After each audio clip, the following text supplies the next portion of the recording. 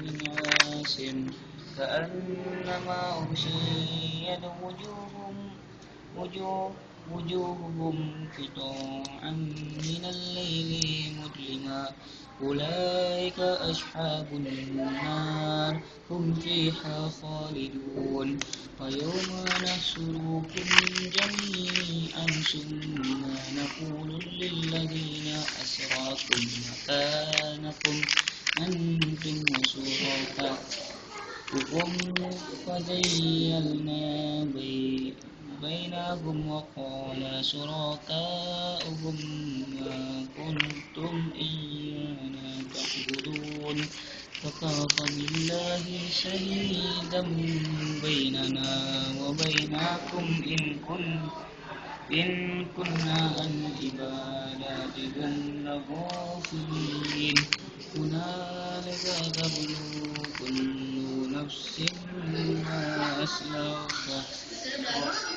وردوا إلى الله مولاهم الحق ضل عنكم ما كانوا يفترون الله. قل من يرزقكم من السماء والأرض أمن يملك السمع والأبصار ومن يخرج الحي من الميت ويخرج الميت من الحي ومن يدبر الأمر وسيقولون الله فقل أفلا تتقون فذلكم الله ربكم الحق فماذا بعد الحق إلا الضلال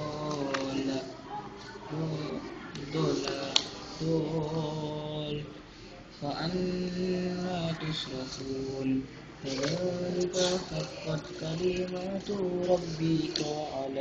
الذين فسقوا أنهم لا يؤمنون قل هل من شركائكم من يبدأ الخلق ثم يعيده قل الله يبدأ الخلق ثم يعيده فأنى تؤفكون قل هل من شركائكم من يهدي إلى الحق قل الله يهدي للحق أفمن يهدي إلى الحق أحق أن يتبع أمن لا يهدي إلا أن يهدى فما لكم كيف تحكمون